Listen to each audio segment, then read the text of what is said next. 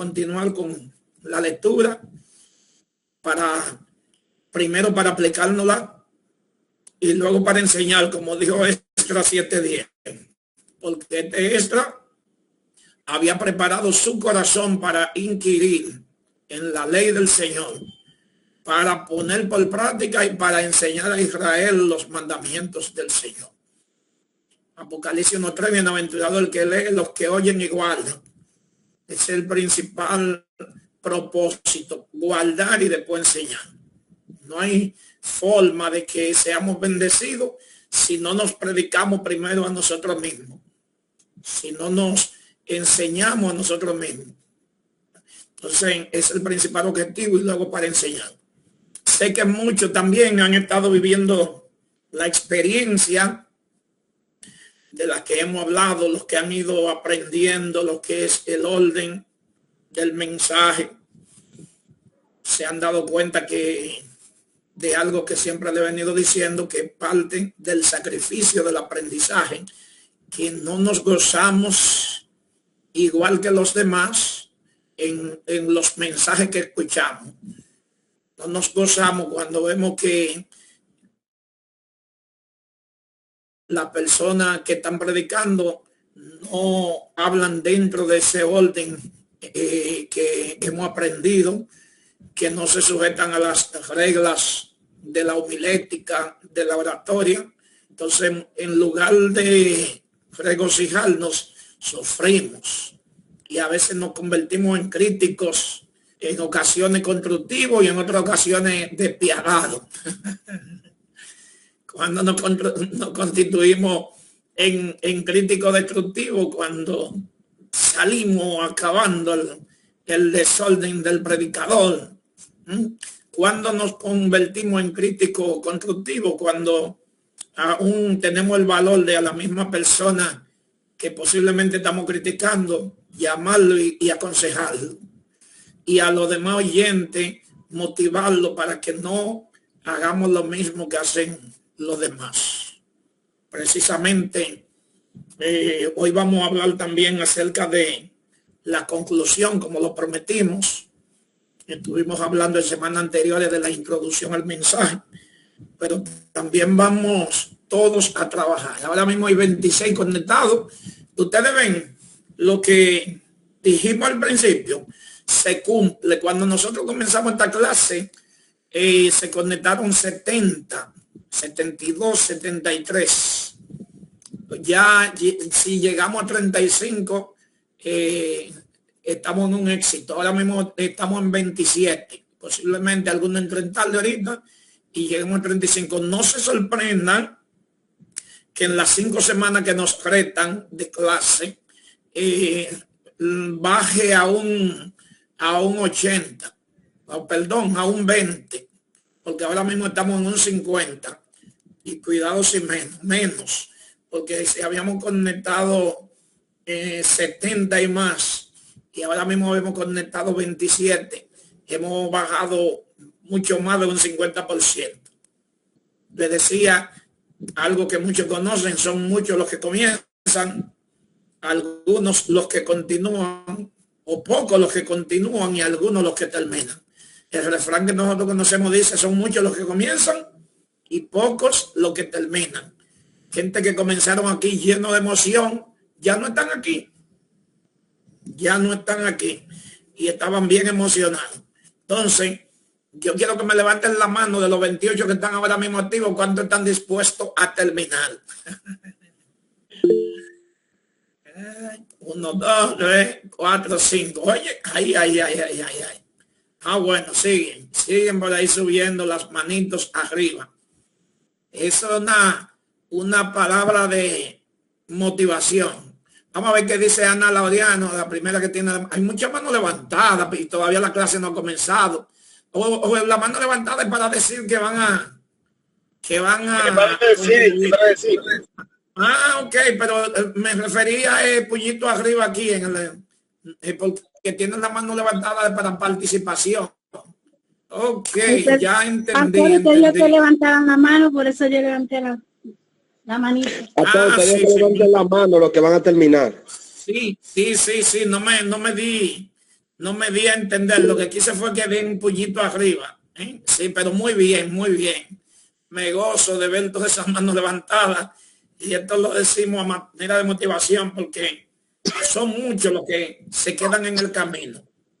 Son muchos. Entonces, Pastor, yo sí. comencé uno en el 2020 y terminé en el 2025 por la pandemia. Repita otra vez que no entendí bien. Comencé un curso aquí en la iglesia Monte Moriah, un curso de eso. Sí, lo comenzamos, creo que fue 2019-2020 y se terminó el 2025 por la pandemia. Oh, muy bien, lo terminaron. Muy bien. Y terminamos. Comenzamos como 60 y terminamos como 6. 6 de 60. Gloria a Dios. Entonces, ya trabajamos el bosquejo textual, el bosquejo temático y el bosquejo positivo. Yo quiero que todos ustedes para la semana que viene me armen un bosquejo. Un bosquejo puede ser textual, puede ser temático, puede ser expositivo o puede ser combinado. Pero todos tienen que armarme un bosquejo con su introducción, con sus puntos de desarrollo, llamémosle subtema o subtítulo, como te quiera, a los puntos 1, 2, 3, 4, 5. No me pase de 5 puntos en el desarrollo. Y por último, la conclusión. Fíjense lo que te va a armar. Su tema, usted tiene su tema. Luego del tema ya te sabe que viene la introducción, vienen los puntos de desarrollo y por último la conclusión. Nada más el bosquejo. Ustedes van a armar el bosquejo. Si hay alguna pregunta en ese sentido, hermana Kenia Paredes. Sí, el tema es libre. Melissa Mejía pregunta que si el tema es libre. El tema que usted va a elegir el tema. Kenia Paredes, adelante, si tiene alguna participación o alguna pregunta. Sí, pastor. Sí, es como lo hicimos en la clase anterior. Si vamos solo armarlo o lo vamos a predicar. Para la semana que viene, ustedes nada más me van a armar el bosquejo, solamente el bosquejo. Entonces, lo van a ir presentando, además que me van a mandar una foto cada uno, le tiran su foto, lo mandan por el grupo de seminario, pero en la semana que viene, Dios mediante, estaremos dándole participación a la mayoría posible para ver su bosquejo y para hacer alguna cuestión. Luego, entonces, discúlpeme. Sí. Que era para que, como aquella vez usted no dio el tiempo que debían durar. Ok. Sí. Está bien. Un paso a la vez. Para la semana que viene, solamente el bosquejo. Para la semana que viene, el bosquejo. Adame, ¿alguna pregunta? Obispo, el bosquejo de cualquier cita bíblica que uno quiera tomar. Tema. No cita bíblica, claro que usted va a tener su cita bíblica, pero lo primero que usted va a tener es el tema. Lo que no sepan bien todavía cómo hacerlo, se juntan con alguien, con algún compañero y pueden interactuar y desarrollar. Usted se puede juntar con cualquiera para interactuar y comenzar a desarrollar ese, no va a desarrollar el mensaje, el bosquejo, el esqueleto. Repito, tema, introducción del tema, los puntos principales del tema, 1, 2, 3, puede ser 1, 2 y 3, puede llegar a 4 y 5 puntos. Y luego entonces la conclusión. Ese es el bosquejo sin desarrollo ni subdivisiones. Adelante, Pichardo. Yo soy Pichardo. Sí, ya, Dios le bendiga. Usted me aclaró ahí porque le iba a preguntar sobre el desarrollo, pero ya usted aclaró ahí no más de 5 nada, sin desarrollo, nada más del bosquejo para la semana que viene. Ustedes me van a trabajar el bosquejo. sin desarrollo. Ya le di la respuesta a Kenia, claro, después vendrá un desarrollo sobre ese mismo tema que usted va al mal, pero primero vamos a trabajar con ese bosquejo. Repito, puede ser sobre la base del el sermón textual, sobre la base del sermón temático o sobre la base del sermón expositivo. Ahora, terminado esto, aclarando, vamos a desarrollar juntos un tema expositivo, pero usted puede ya hasta ahora, conforme a lo que hemos estado aprendiendo, usted puede trabajar ese bosquejo sobre cualquiera de esas bases. Tiene la oportunidad también de consultar bosquejo en internet, en Google. Usted puede buscar un bosquejo ahí, un tema en el libro, pero me gustaría que sea fuera del libro, para que lo que tienen en el libro lo dejemos tranquilo. Fuera del libro usted puede irse hay libros de bosquejos, de sermones en Google si quiere auxiliarse. Lo que quiero es que le quede claramente fotografiada en la mente, en el intelecto, lo que va a ser el bosquejo, lo que es en la práctica. Kenia, vuelve a preguntar o a Kenia Paredes, o dejó la mano levantada. Parece que dejó la mano levantada. Ok. Entonces, ¿alguna duda? ¿Alguna pregunta? Todo bien, todo está claro. Todo el mundo va a trabajarme un bosquejo para la semana que viene y lo va a plasmar con lápiz, con un lapicero, y entonces le tiro una foto y lo va a mandar por los grupos. Vamos a estar analizando esos bosquejos, vamos a estar haciendo algunas críticas, algunas moderaciones, etcétera. Y luego entonces un paso a la vez. Ok. Vamos a armar. Viejo, usted se saca el fuñín, viejo. ¿Por qué usted hace esto? Ay, Dios mío. Apáguenme a Leslie Ramírez, que se le abrió el micrófono. Mana, Leslie Ramírez, se le abrió el micrófono. Ok, ya está cerrado. Esto es en vivo. Entonces, si ustedes quieren, hermano Joseph Pichardo, ¿tiene alguna pregunta o participación? Sí, la otra inquietud que también podemos, aparte de que usted dijo que lo escribieran, lo podemos también pasar a la computadora. Sí, claro. Me gustaría más manual. Naturalmente, que con letra legible, en molde, y consultar con alguien que no tenga mucha gramática. Pues, si quiere corregir sus errores gramaticales, consulta a Google o consulta a algún compañero, para que naturalmente siempre uno quiere que sea lo más limpio posible las cosas que uno hace. Pero a mí en lo particular me gustaría siempre manual, me gustan que se escriban. Porque de repente viene alguien y selecciona un bosquejo, que no es malo. De mi parte usted puede buscarlo, el bosquejo en Google, un tema, en cualquiera de esas plataformas. Para mí no es malo. Lo que sería malo es que usted nada más lo transcriba, y no, y sin ningún sentido, o ponga hasta a alguien a escribirlo a máquina. Entonces me gustaría que utilice el lapicero y la mano, que se está usando poco para escribir. Entonces, el propósito es la práctica. Recuerden que dice la teoría del empirismo, aunque no es 100% cierto, pero tiene mucho de cierto, que todo conocimiento se fundamenta en la experiencia y se adquiere a través de la experiencia. O sea que es fundamental. Usted puede tener una teoría, pero si no va a la práctica, ese conocimiento no se fundamenta, sino que vuela.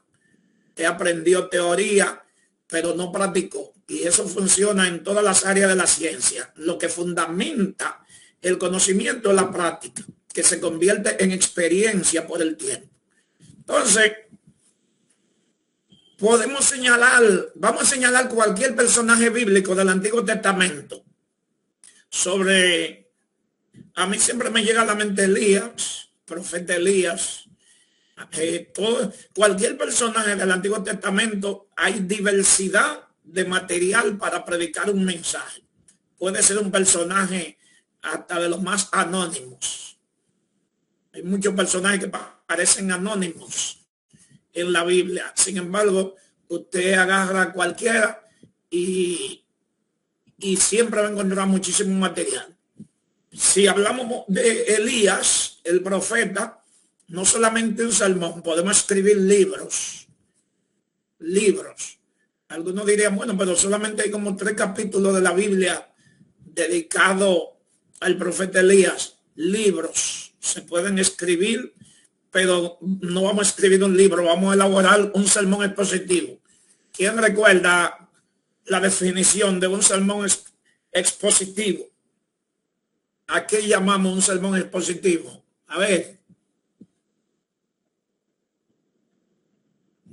Se me fue el internet, estoy solo aquí. ¿Se escucha? Se me fue el internet. Aquí nadie está conmigo. Sí se oye. No se oye porque yo hice una pregunta hace rato y de 38 nadie ha dicho nada. El profeta dice... Sandra Mella. Dios bendiga a todos. El sermón expositivo decía. Sí.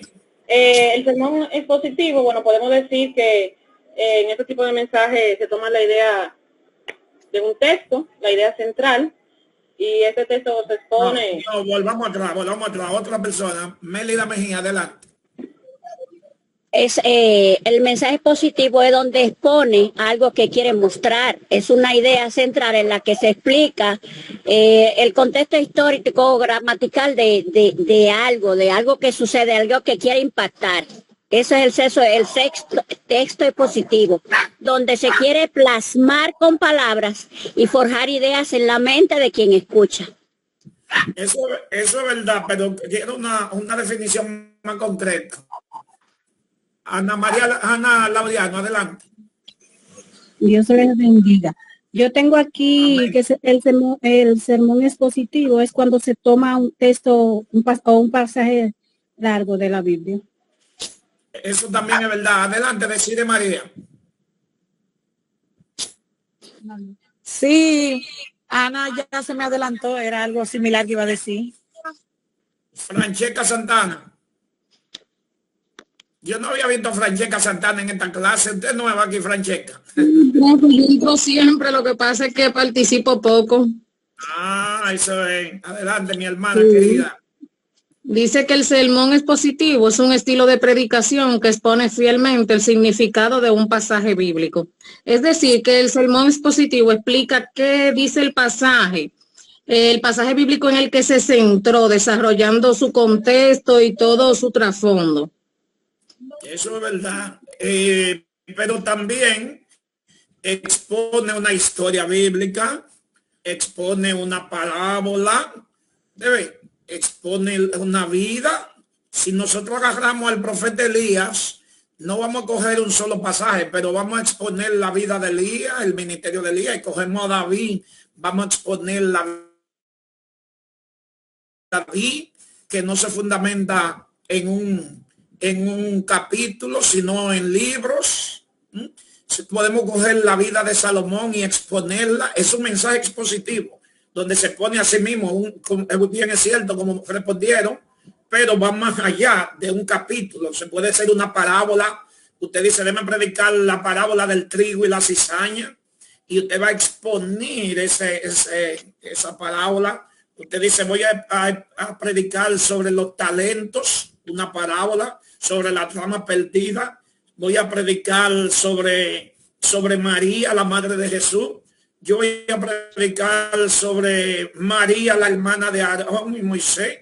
O yo voy a predicar de Aarón, un personaje bíblico que usted va a exponer. Ya es un mensaje expositivo, estamos claros en eso. Ahora, un mensaje textual fue el que sí ahorita respondió, creo que Sandra Mella, cuando usted agarra un texto bíblico y sobre ese texto bíblico que te va a desarrollar su bosquejo. De ahí usted va a tomar el tema, de ahí usted va a tomar los puntos de un texto de la Biblia, naturalmente va a usar el contexto, otros versos, pero va a ser un verso central el que te va a tomar para exponer. Cuando se toma ese texto, se lee el texto, que es lo que más se acostumbra, leer un texto, dos textos, y después usted se va para otra parte, y inclusive poniendo un tema relacionado con el texto, pero usted se va a otra parte a pasear allí, a pasear aquí sin un bosquejo establecido, entonces va a predicar de una manera desordenada, no tiene las ideas, tiene todo el conocimiento. Hay predicadores que tienen el conocimiento, todo lo que quieren decir, pero al no tener una organización, un bosquejo organizado, no van a predicar de una manera hilativa, sino que lamentablemente van a estar corriendo para acá, corriendo para allá, brincando para el otro lado. Al final de cuentas, no van a tener conclusión porque no van a encontrar cómo aterrizar. Recuerden que cuando tenemos ese bosquejo organizado, vamos a predicar en esa misma forma y al final, ¿qué vamos a hacer? Vamos a aterrizar. Pero si no tenemos el bosquejo, vamos a estar dando vuelta al final, como dicen predicadores, y voy a concluir y le duran una hora concluyendo y dándole vuelta a lo mismo de manera que al oyente lo ponen y ¿cuándo que va a terminar? Porque me está diciendo lo mismo hace rato. Y entonces al final de cuentas los oyentes se van a sentir molestos. No fue porque no le predicaron la palabra, fue porque lo mismo se lo dijeron 50 veces y se convirtió en tedioso. Laureano se quedó con la mano levantada. Parece que se le quedó la mano levantada. Bajen la mano para darnos cuenta entonces si cuando se está levantando una mano nueva. Ok, entonces estamos claros en lo que ya es el sermón expositivo. Es un sermón continuamente que predican los evangelistas. Es uno de los sermones inclusive donde uno se puede más explayar porque interviene mucho la dramatización, intervienen las figuras, las ilustraciones, y el mensaje expositivo es uno de los mensajes más fáciles y más bonitos y más hermosos, inclusive donde se causan más expectativas a propósito de la diversidad de ilustración, de imaginación, que podemos hacer comparaciones en acciones del personaje o de la historia que estamos utilizando con lo que nosotros queremos decir. Es donde más interviene esa forma de ilustrar, de utilizar figuras literarias. No es que no se hace en el mensaje textual ni en el temático, pero en el expositivo es donde más nos podemos explayar en la imaginación. Yo sé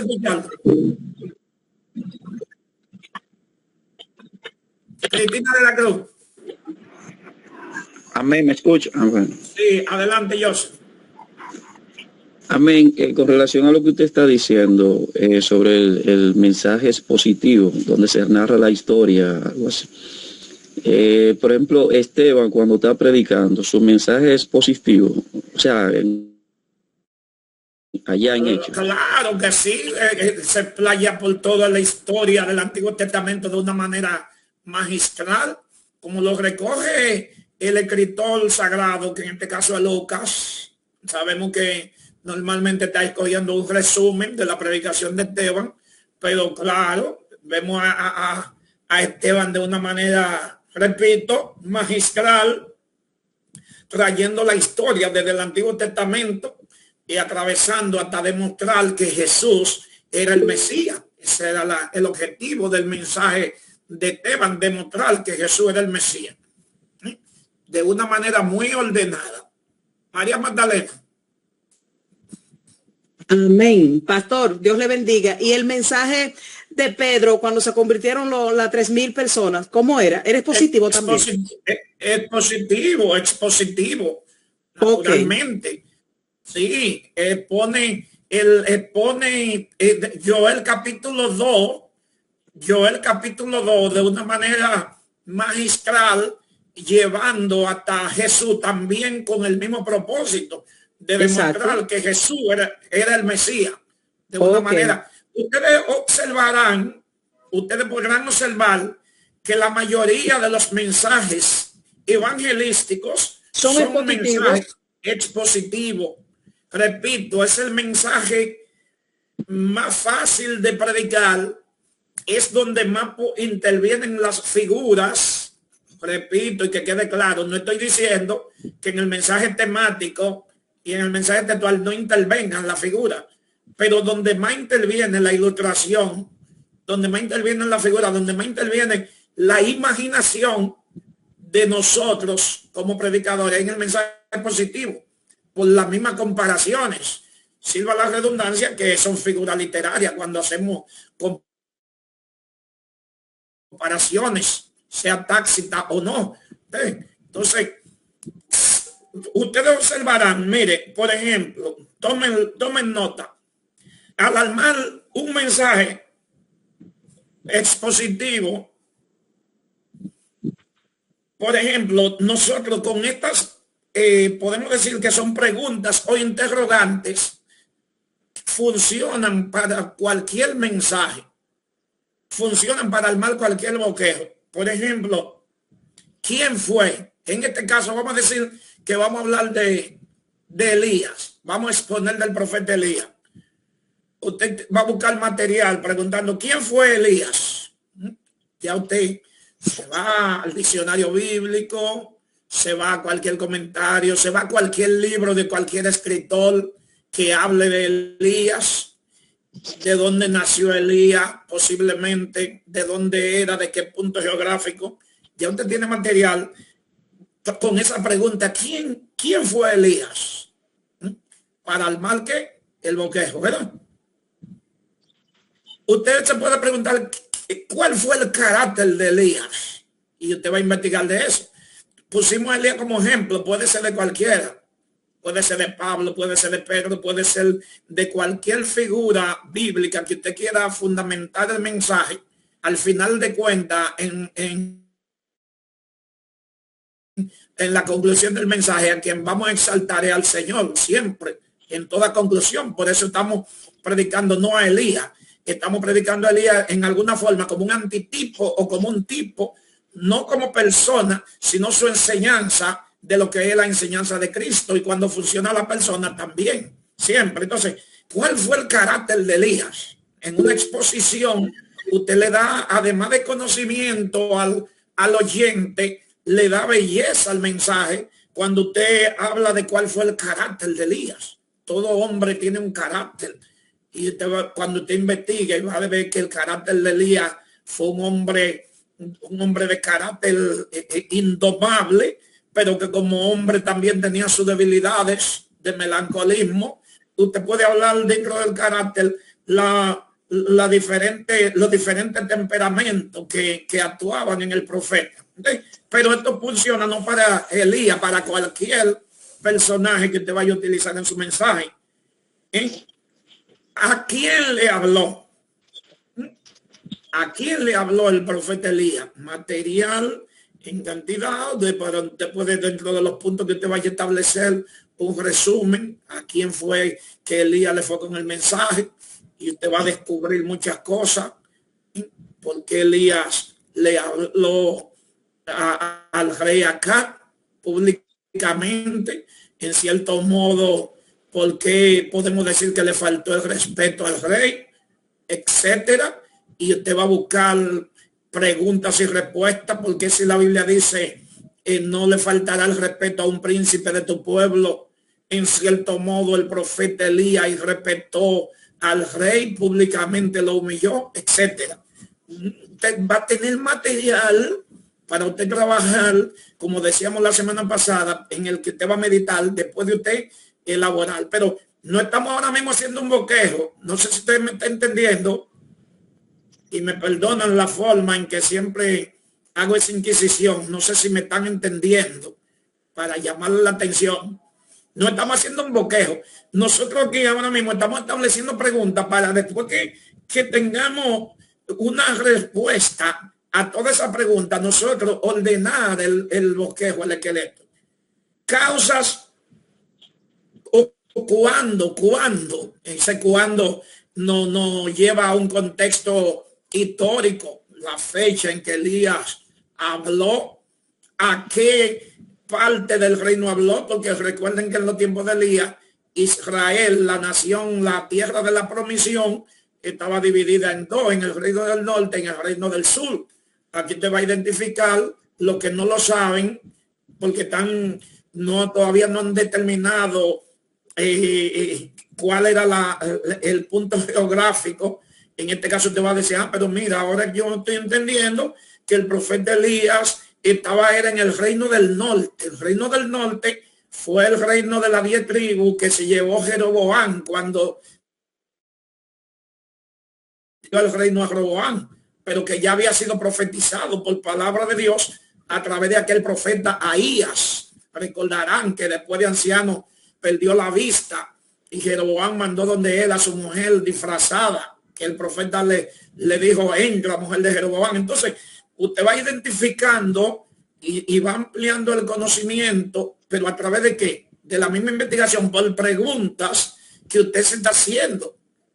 Usted está diciendo cuándo fue que habló el profeta, en qué fecha. Pero usted va a identificar que la fecha en que el profeta Elías profetizó era el siglo 8 antes de Jesucristo. Y si quiere entonces una fecha más exacta, usted va a decir, bueno, el rey Jeroboam, al que le profetizó, reinó en Israel en el año 722 aproximadamente, y ya usted va enriqueciendo el conocimiento para esa exposición. Otra pregunta, no sé si están anotando. Cité primero, ¿quién fue Elías? ¿Cuál fue su carácter? Repito, toda esta pregunta que estamos haciendo funciona para cualquier exposición que te vaya a hacer, inclusive de una parábola. Usted lo va a ver, lo vamos a chequear con una parábola. ¿Cuándo se escribió? Causas que dieron origen al mensaje de Elías. Esa causa fue en la condición en que se encontraba el reino de Israel bajo la mano de este rey. Ejemplo, acá, estamos hablando de acá. ¿Cuál era la condición, la causa social, la causa política, la causa religiosa, condición del pueblo? ¿Quién gobernaba a Israel acá? Bueno, ¿quién era la esposa de acá? Y la esposa de acá era Jezabel. ¿Quién no conoce a Jezabel? Pero repito, esto no funciona para cualquier personaje. Causa o causas en plural, porque pueden ser varias o puede ser una. Circunstancia, ¿cuál era la circunstancia? Todo eso que yo le estoy preguntando, toda esa pregunta, ¿dónde vamos a encontrar la respuesta? En diferentes fuentes. Esa es una de las tareas del predicador, leer. Pero déjeme ver dónde yo encuentro cuáles fueron las causas que dieron origen a la predicación de Elías. ¿Por qué? ¿Cuál era la condición del pueblo? La primera fuente es la Biblia, pero luego me voy a un comentario bíblico, me voy a un diccionario bíblico, etcétera. Entonces, aquí viene ya una parte que va a ser imprescindible en el mensaje. ¿Qué nos enseña el mensaje de Elías? Sea acá, sea a la nación.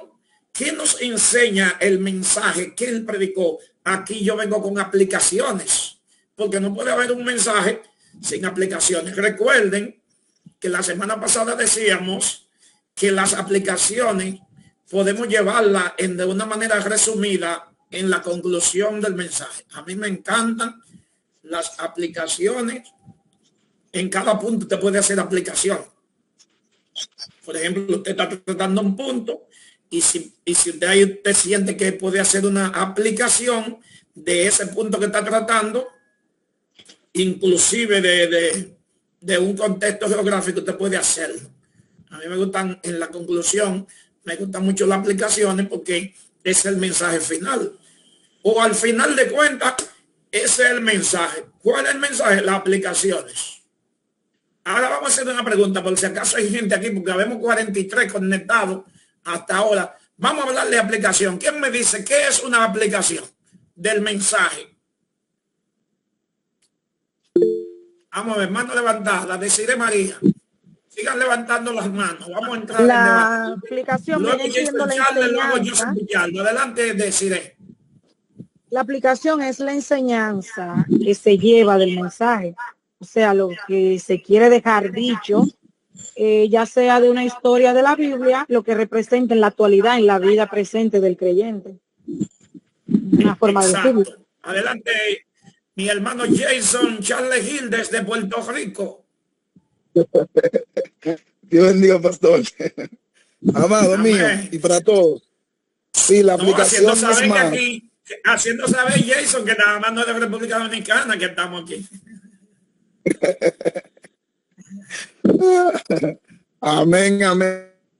Como decía nuestra maestra Desi, la aplicación no es más cuando uno lee un texto donde el texto o la parábola o la historia no narra un acontecimiento y ese acontecimiento lo traemos a la vida actual, lo aplicamos a lo que está aconteciendo en el momento actual de nuestra vida o de la iglesia a quien le predicamos. Exacto. Alberto Pichardo después.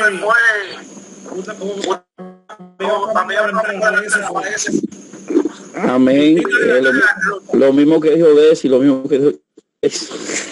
Adelante, Cristina. Amén. Es que a veces no participamos porque prácticamente vamos a llover sobre mojado, es verdad, es lo mismo. Es el proceso de conectar la verdad eterna de las escrituras a la vida cotidiana o actual, transformando verdad lo teórico. Es que a veces llovemos sobre mojado, por eso a veces yo me quedo, porque decimos prácticamente lo mismo. Miren, lluévanme sobre mojado, porque la idea es que se quede en esos fundamentos. Se repite una cosa 3, 4 veces. El que no se queda con ella hay que agarrar y darle una pela. Porque el objetivo de todo llover sobre mojado y estas constantes repeticiones es que esas ideas queden plasmadas en la mente. Por eso le hablaba del empirismo. Adelante, Melida. Bueno, como están diciendo, llover sobre mojado, pero ese es el propósito de las enseñanzas de Cristo. Es que imitemos a Cristo. ¿Y cómo le vamos a imitar si no le conocemos? Le conocemos a través de sus siervos que predican su palabra, sus enseñanzas.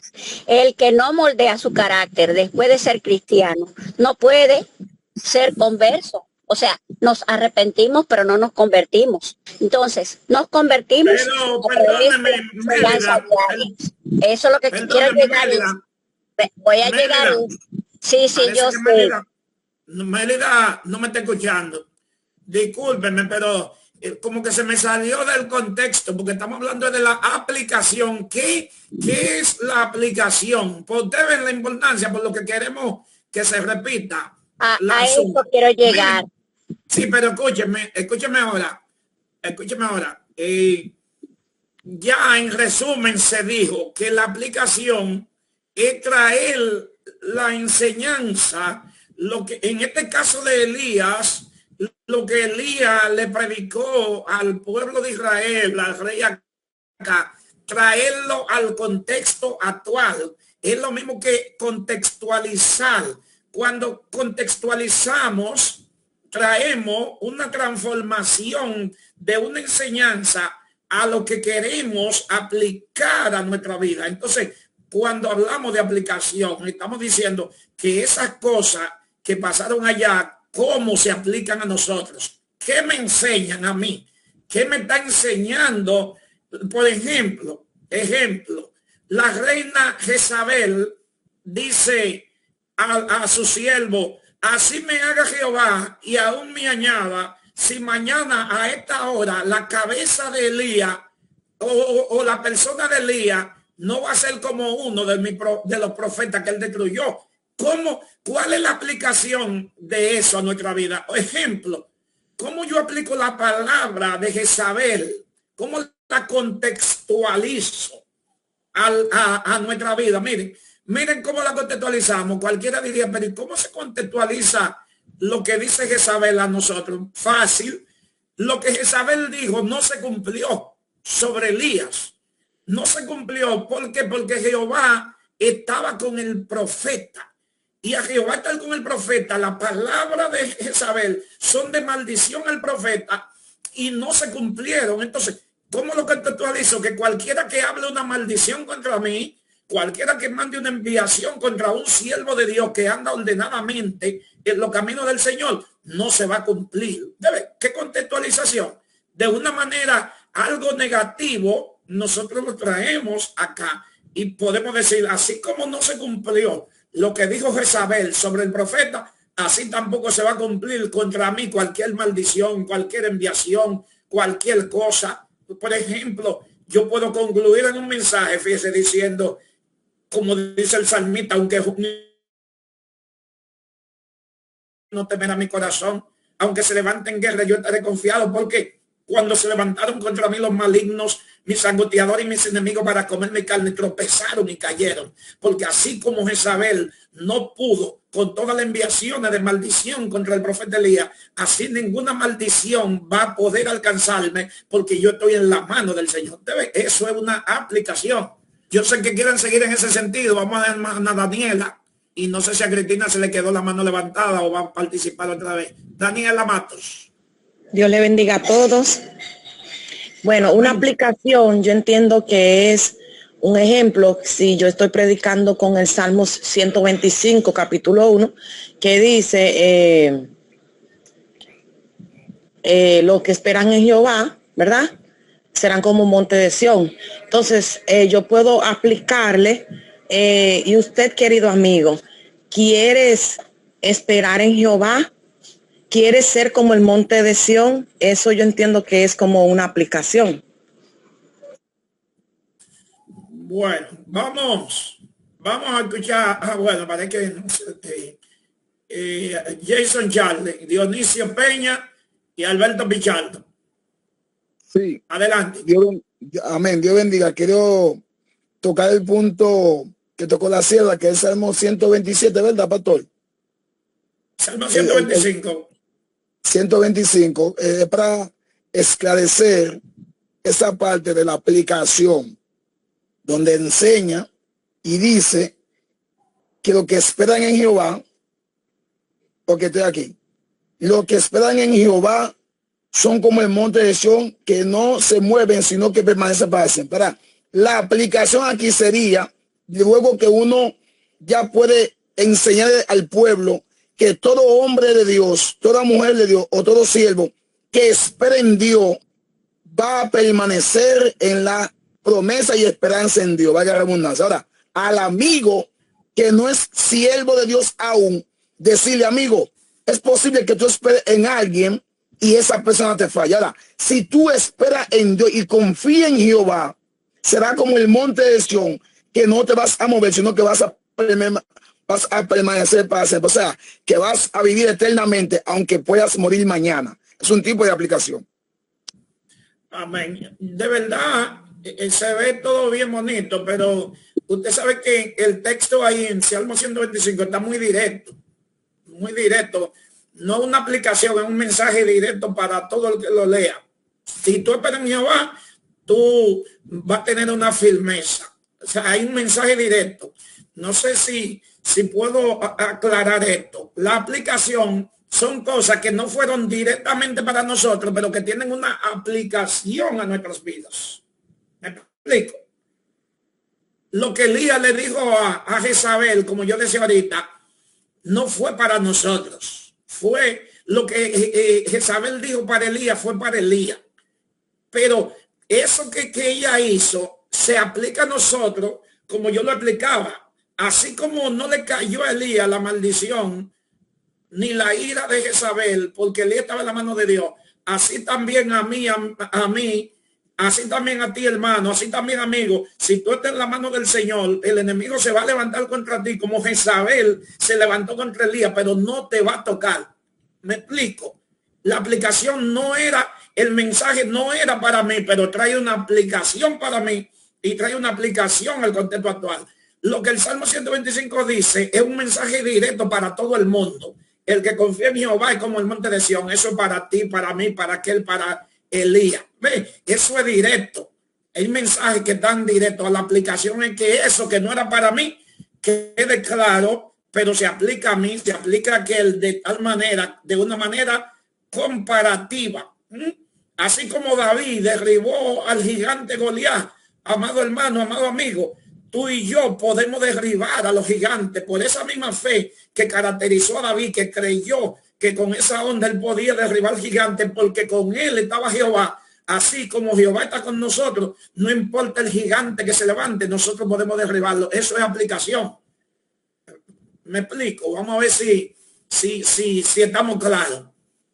Una cosa es el mensaje directo, que no es una aplicación, sino que es un mensaje directo para nosotros. Y otra cosa es cuando contextualizamos y aplicamos. Vamos a ver quién más.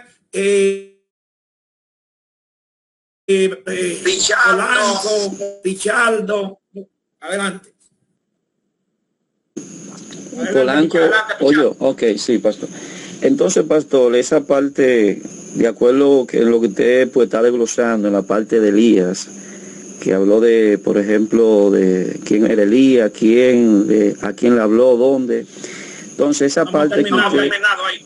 ok, entonces esa parte que ya tomé ese punto de la amenaza de Jezabel a Elías, que está dentro de lo que es la conclusión para la aplicación, ¿lo puedo llevar en ese orden? Sí, claro. Y observen, cierra el micrófono, Pichardo. Observen, vuelvo y les repito, que toda la historia, cualquier texto, cualquier contexto de la antigüedad que se haya utilizado para alguien, siempre va a tener una aplicación. Lo que quise ahora es que sepan diferenciar cuando una aplicación, que me lo estoy aplicando a mí, que no fue para mí, a cuando hay un mensaje que es directo para mí. Por eso citamos, volvemos de nuevo al Salmo 125. ¿Qué dice el salmista? Los que confían en Jehová. O sea, eso es algo directo. Si tú confías en Jehová, si aquel confía en Jehová, no es que eso tú te lo vas a aplicar ni lo vas a tomar por la fe, sino que ya eso está directamente para ti. Aplicación. Nehemías, por ejemplo. Nehemías, los enemigos que tenía Nehemías, le mandan a decir, inclusive con uno que se confabula, que se llama sacerdote dentro del pueblo, le dice: Nehemías, te van a matar, ven, escondámonos en los aposentos del templo, porque tu enemigo va a venir. Nehemías le dice: yo no soy hombre que se esconde, yo no me escondo. Entonces, ¿cuál sería una aplicación? Eso no fue a mí, eso fue una historia de Nehemías con los sacerdotes, Sanballat, Tobías, Gesem. Pero ¿cómo yo lo aplico? Yo digo, así como Nehemías tuvo ese valor y ese coraje para decir: yo no soy hombre que se esconde, tú amigo, tú hermano, nosotros, cuando venga el terror, cuando venga el miedo, no tenemos que escondernos, sino marcharle del frente al problema, porque Jehová está con nosotros. ¿Ven? Lo que es una aplicación. Estamos más o menos agarrando que es una aplicación. Vamos a ver. ¿Quién más? Víctor Argeni, Adame Polanco se quedó con la mano levantada ahí. Polanco, está ahí. Estoy aquí. Adelante, Polanco. Sí. Salmo 125, como dice, los que confían en Jehová son como el monte de Sión. Aplicar este mensaje en esta palabra, podemos decir, podemos mantener firmeza ante la adversidad. Como monte de Sión, recordar que está rodeado por la protección de Dios, confiar en su justicia frente a la ante la dificultad de mantener fiel sin recombinar influencias.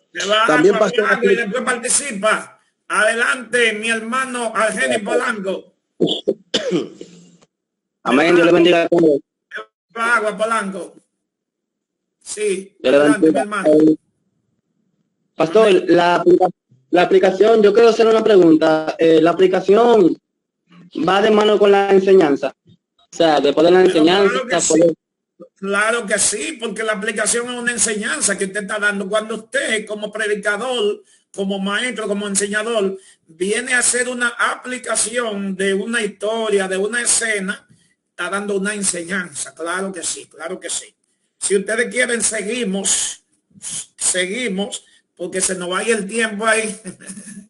Y ahí ya ustedes pueden seguir analizando qué es una aplicación. Yo creo que lo definí claro, pero como los predicadores siempre van a tener que traer aplicación, repito, puede ser en cada punto del desarrollo, subpunto, subtema, subtítulo, usted puede traer una aplicación en cada uno. A mí me gusta más, aunque no es que no lo hago, yo hago aplicaciones continuamente en el mensaje, pero siempre en la conclusión hay que puntualizar, porque es el mensaje lo que te quiere llevar. Entonces, decíamos que cuando nosotros preguntamos, que una pregunta que usted tiene que anotarla, ¿qué nos enseña? En este caso, ¿de quién estamos hablando? De Elías, pero puede ser de cualquier personaje bíblico. Suponga que un personaje no conocido como, ¿cómo que se llama este muchacho que dijo, Señor, ensancha mi territorio? Jabes. Usted, eso aplica igualito. Usted dice, ¿quién fue Jabes? ¿Quién fue este hombre? ¿Por qué él habló o dónde apareció? Causa y circunstancia que nos enseña su mensaje. Ve, esto funciona para cualquier personaje bíblico. Si usted va a elaborar un sermón expositivo, usted puede diseñar todas esas interrogantes y comenzar a darle respuestas. Y en base a eso usted va a organizar su bosquejo, características de su mensaje, etcétera. Si usted anotó todo eso que yo le mencioné, usted tiene siempre cómo buscar material de cada sermón expositivo que usted vaya a hacer. Eso se aplica. Si usted quiere, podemos hacer una prueba ahora con una parábola. Mencióneme cualquier parábola bíblica y usted verá que se le aplican todas esas mismas preguntas. Menciónenme. Bajemos la mano si es con relación a lo anterior de aplicación. Bajemos la mano y comencemos otra vez. Sí. Ok, ahora vamos a ver, Ana Laureano me da una parábola. Parábola de las 10 vírgenes. Ok, vamos a coger la parábola de 10 vírgenes. Usted verá que se aplica igualito. Usted va a predicar un sermón de las 10 vírgenes. La primera pregunta que dijimos que quién fue Elías. Ahora usted va a preguntar quiénes eran esas vírgenes.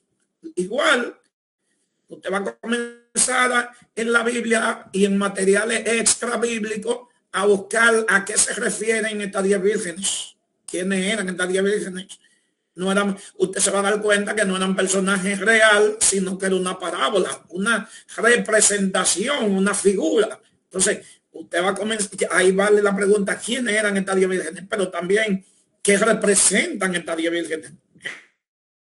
También aquí cabe la pregunta, aquí dice, ¿a quién le habló Elías? Pero aquí usted no puede preguntar a quién le hablaron las vírgenes, más bien, ¿quién le habló a las vírgenes?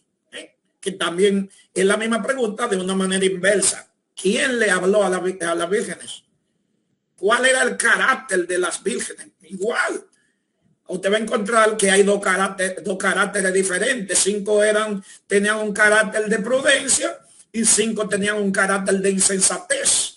Cuando usted comienza a analizar, usted va a encontrar material acerca de la insensatez, acerca de la prudencia, que usted va a pasear el Nuevo Testamento. El mismo Jesús dice en Mateo capítulo 7, el que me oye estas palabras y las hace, le compararé al hombre prudente que edificó su casa sobre la roca, mientras el que no la hace, le compararé al hombre insensato o imprudente que edificó su casa sobre la arena. Y usted va a hacer relación y va a estar obligado a utilizar otro pasaje bíblico en esa exposición de las 10 vírgenes, porque te va a decir estas 10 vírgenes y son estas 5 vírgenes insensatas son semejantes al hombre que edificó su casa sobre la arena, porque no fueron prudentes, sabiendo que necesitaban una emergencia, solamente se fueron con el aceite que tenían en su vasija, fueron demasiado confiadas. fueron imprudentes y te va a tener material. Pregunta, ¿cuándo? Esa pregunta ¿cuándo? También entra en el contexto histórico. Y ya usted va a buscar material de cuándo Jesús dio esta parábola, a quién se la dio, cuáles eran las causas y las circunstancias. Aquí la causa y las circunstancias se va a ver obligado a entrar dentro de las aplicaciones, porque Jesús dice que estas 10 vírgenes son semejantes al reino de los cielos. No está hablando del evangelio, no está hablando de los creyentes, no está hablando de las circunstancias que se dan dentro de la iglesia, que hay un grupo de gente que tienen la sabiduría, la prudencia para buscar a Dios, para acercarse a Dios, para andar en el orden de la palabra de Dios, que es lo que representa el aceite. Y ahí usted puede hacer clasificación del mensaje. Claro, naturalmente cuando vaya a ordenar el bosquejo, usted va a tener material por pila para decir que dentro de la aplicación de esas vírgenes prudentes, de esos creyentes que son prudentes, puede también aclarar en su punto. No confunden el aceite con una emoción, sea positiva o sea negativa. Hay gente que posiblemente creen que tener aceite del Espíritu Santo es danzar, hablar en género de lengua o manifestaciones del Espíritu, mientras que ese aceite lo que representa es la pureza, ese aceite lo que representa la obediencia, ese aceite que el Espíritu Santo representa el poder en nuestra vida para vencer el pecado. Ustedes se manejan igualitas todas las preguntas. ¿Qué nos enseña el mensaje de las 10 vírgenes? Características del mensaje, todas las mismas preguntas, usted la va a aplicar a cualquier parábola, a cualquier historia, a cualquier escena bíblica o a un capítulo de la Biblia que quiera hablar de ese capítulo. Entonces, inquietud, pregunta, aclarando, se me bajaron las manos, se me intimidaron. Ok, Jason Charles. Sí, pastor, tengo una pregunta. Amado, sí. He podido observar que cuando alguien va a hacer... Sí, le decía que he podido observar que cuando alguien va a hacer un bosquejo, el mismo bosquejo que yo hago, la misma pregunta que yo hago, usted le da una connotación distinta a la que está en mi mente. Entonces, la pregunta es, ¿cómo podemos llegar a la conclusión de que el bosquejo sea direccionado en el ámbito espiritual, en lo correcto? No sé si me debe entender. Sí, el mismo desarrollo de las interrogantes. La diferencia va a ser el enfoque suyo y el enfoque mío. Como mente humana no vamos a tener nunca el mismo enfoque. Usted va a tener un enfoque y yo voy a tener otro. Eso también pueden estilo, pero el enfoque. Aquí vemos ahora mismo 46 personas. Dios bendiga a todos los que están conectados.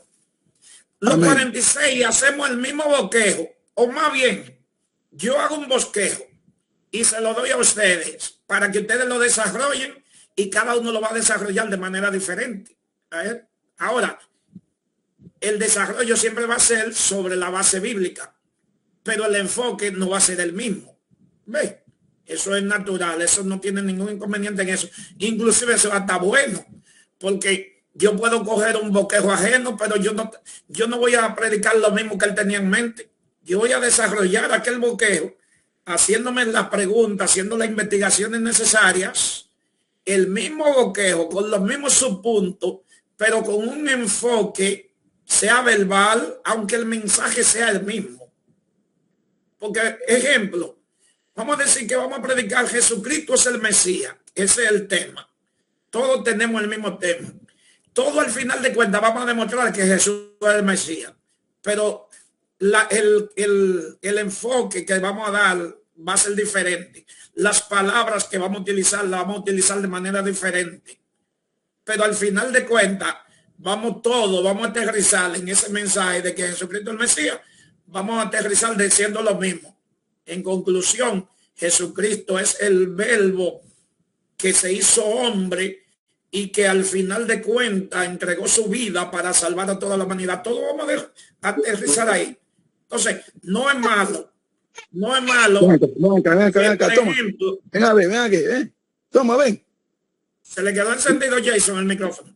Entonces, ustedes pueden ver que podemos, y esa es la bendición de la diversidad de la palabra de Dios, que usted mañana puede decir, yo voy a predicar de las 10 vírgenes, y el domingo que viene otro viene y dice, yo voy a predicar de las 10 vírgenes también, y no va a ser el mismo mensaje.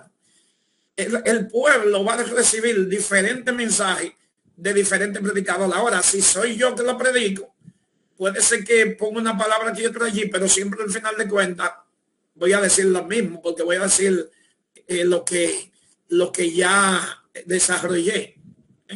Por eso un predicador no puede darse el lujo de predicar, hoy prediqué el mensaje y el domingo que viene voy a predicar el mismo mensaje.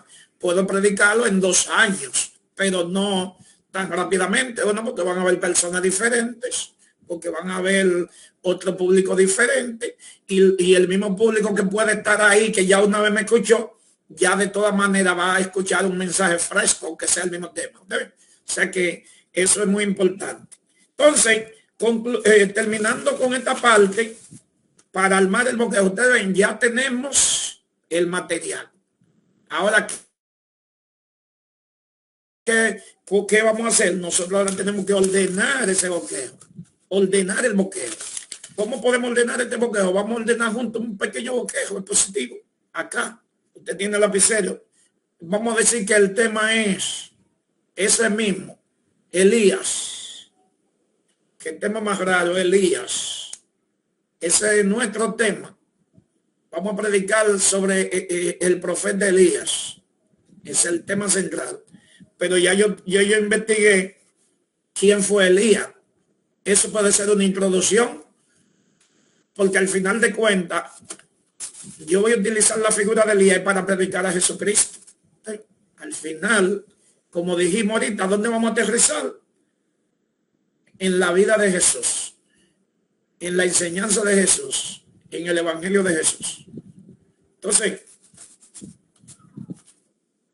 fíjense que ya le hemos enseñado que lo último que se hace es la introducción, pero en este caso, como ya tenemos un panorama general de lo que vamos a hablar, ya ahí yo tengo mi introducción, el tema, la conclusión, Elías. pastor.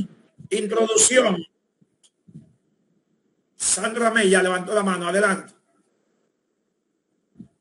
Sí, y pastor, también en ese sentido, es bueno también siempre tomar en cuenta que de un texto yo puedo hacer varias aplicaciones. Por ejemplo, usted decía en el sentido, en el caso de las parábolas de Jesús y ahora en el caso de Elías, yo puedo tomar un aspecto, puedo dar una explicación general, pero enfocarme en un aspecto específico. Por ejemplo, usted mencionaba al principio y decía en el caso de Elías que era una persona, podemos tomar el tipo de carácter que tenía Elías, pero eso es una parte del todo, pero también yo puedo aplicarlo en el hecho de que Elías era un profeta de Dios, un hombre que buscaba a Dios, un hombre que Dios estaba con él. O sea, que también en el mensaje, ya sea en cualquier aspecto, yo puedo aplicarlo dependiendo lo que yo quiera transmitir. Amén. Sí, claro, eso fue lo que hablamos. Lo que estábamos dando un ejemplo de lo que es una aplicación, pero todo se aplica. Decíamos ahorita que todo se aplica. Cuando decimos todo, es todo. Ustedes pueden aplicar todo, eso lo dijimos ahorita y volvemos, lo recalcamos. Lo que estábamos dando la explicación de qué es una aplicación. Pero vuelvo y repito, todos los escritos, todas las enseñanzas, todas las historias, las escenas, todas de una u otra manera tienen una aplicación y una contextualización al momento actual. O sea, que quedemos claros en eso, como acaba de decir Sandra Mella, que cualquier cosa, escena, vamos a decir que estamos con Elías ahora mismo en el Monte Carmelo. Estamos en el Monte Carmelo y Elías le dice a los sacerdotes, clamen más fuerte, que parece que Baal no lo está escuchando bien. Está en las letrinas, dice una versión y que como se traduce está de camino. Quizá está en la letrina, está de camino, está en la letrina, está haciendo sus necesidades. Eso nosotros podemos aplicarlo. Y Elías lo que se estaba era burlando, utilizando un sarcasmo. Pero podemos traer una aplicación de eso. Podemos traer una aplicación de cuando Elías entonces dice al pueblo, vengan, acérquense. Podemos traer una aplicación del becerro que él partió. Podemos traer una aplicación de las aguas que él mandó a vertir en la zanja que mandó a hacer. Podemos hacer una aplicación del fuego que cayó y consumió el holocausto. O sea, repito, de cualquier cosa, usted puede hacer una aplicación aclarándole al oyente que precisamente es, como decía Joseph, es una enseñanza que estamos trayendo. Así mismo como Dios escuchó la voz de Elías y derramó fuego sobre el altar y quemó el holocausto, así también cuando nosotros oramos de una u otra manera, viene ese fuego de Dios, aunque no venga de una manera literal, pero ese fuego que viene a nuestro corazón y consume quizá en nuestras escorias, las basuras que hay en nuestras vidas, ese siempre está dispuesto para quemar en nuestra vida lo que a Dios no le agrada. O sea, repito, la aplicación usted la va a traer y conforme a la sabiduría que Dios le da, usted trae la comparación y la aplica a la vida actual. Pues, repito, esa es una de las ventajas bien del mensaje positivo, que hay tantas figuras, hay tantas ilustraciones que nosotros podemos traerla y enseñar y aplicar. Eso sirva la redundancia. La mayoría de las predicaciones de los predicadores, de los enseñadores, de los pastores, siempre es sobre la base del sermón expositivo. Es más fácil de manejar, es más fácil de elaborar, es más fácil de predicar. El mensaje textual, el mensaje temático es un poco más profundo, es un poco más difícil. Naturalmente hay que ser más experto en el tema para manejarlo. Pero nosotros también debemos ser diversos. Predicamos un mensaje positivo, pero en la práctica nos vamos desarrollando. Predicamos un mensaje textual, predicamos un sermón temático, duramos 3, 4, 5 meses exponiendo un tema. Y eso naturalmente todos, sin excepción, requieren de tirar páginas para la izquierda, ¿no? ¿Verdad? Todos requieren siempre tirar páginas hacia la izquierda. Vuelvo y les repito, cuando nosotros predicamos un sermón desalvoloteado, término dominicano, no sé si es el término correcto, pero es un algo dominicano, desalvoloteado. Cuando nosotros predicamos un sermón desalvoloteado, puede ser bonito y el pueblo se puede gozar, mayormente el pueblo pentecostal. Pero cuando usted vuelve a invitar a ese mismo predicador, va a predicar lo mismo. Va a venir todo desalvoloteado porque eso es lo que tiene. Y usted va a decir, acá, pero fue lo mismo que predicó la otra vez, con un mangú, aunque dijo esto ahora al principio y lo otro al final, pero dijo lo mismo, un desalvoloteo. Y ya el gozo disminuye, quizás de un 100 a un 40. Ahora, cuando vuelvo una tercera vez con el mismo desalvoloteo, con el mismo para aquí para allá, y el mismo testimonio, y que pasó esto allí, y que Dios hizo esto por allí, y la misma cuento, ya usted dice, wow, ya se le acabó, no tiene nada en la bola. Ahora, ese mismo predicador que tiene el conocimiento de todas las historias bíblicas, viene y ordena su mensaje, y te va a predicar un mensaje en este orden. Cuando vuelva va a predicar otro mensaje en otro orden, cuando vuelva, y va a venir 100 veces con 100 mensajes diferentes, porque ya lo tiene ordenado. Pero hay que hacer una disciplina, que es lo que estamos haciendo aquí, haciendo una disciplina de usted detenerse. Usted es un predicador y lo invitan mucho, pues tiene que farse a elaborar muchos mensajes, muchos temas. A usted un predicador que predica una vez al mes tiene más tiempo para dedicarle a ese bosquejo, a ese esqueleto, y eso es lo que estamos aprendiendo aquí. Entonces, para llevarlo a la práctica, recuerden que durante la semana ustedes me van a elaborar un bosquejo. Si no pueden elaborarlo solo, busquen un compañero. Si no pueden buscar el compañero, busquen una fuente, busquen el libro, busquen en Google y elabórenme un tema bien ordenado, pero elabórenmelo, escríbamelo. O estaba elaborado, usted nada más lo escribió, pero escríbamelo y usted va a ver, mira, aquí tengo el tema, aquí tengo la introducción, aquí tengo, usted ve, eso es para la semana que viene. Y luego entonces vendrá otra parte, todavía nos quedan como 5 semanas de clase. Entonces, aquí dijimos que tenemos el tema que es Elías, tenemos una introducción y en la introducción nos vamos a explayar 5 o 10 minutos hablando de quién fue este hombre misterioso, de dónde vino, de qué lado fue, en qué tiempo, dentro de la misma introducción, en qué tiempo. Entonces, ya todo lo tenemos ahí. Pregunta que nos hicimos. Ahora yo lo voy a ordenar, porque ya yo investigué quién fue Elías, cuál era el carácter de este hombre. En la introducción yo voy a decir de dónde vino. En la introducción me voy a explayar aclarando bien sobre la vida de este hombre en las circunstancias. Entonces, cuando ya entre de lleno al bosquejo, ahora voy a los puntos principales. 1, 2 y 3. De la misma investigación que yo hice aquí, de ahí mismo va a salir el bosquejo. ¿A quién le habló Elías? Punto 1.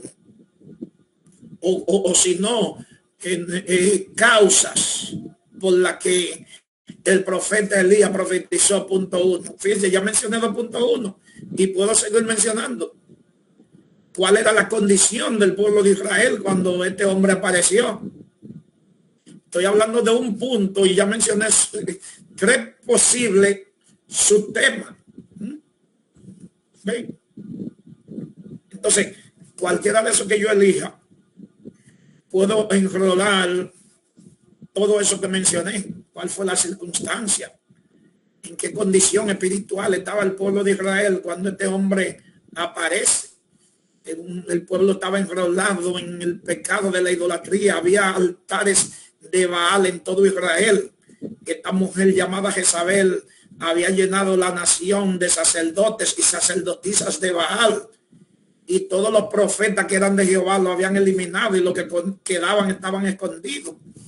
Y vamos a hablar que esa era me voy a emplayar hablando de la circunstancia de esa nación. ¿Cuál era la condición espiritual? Había un gran oscurantismo. La gente se había apartado de Dios. Como más adelante lo digo el profeta, solamente yo he quedado.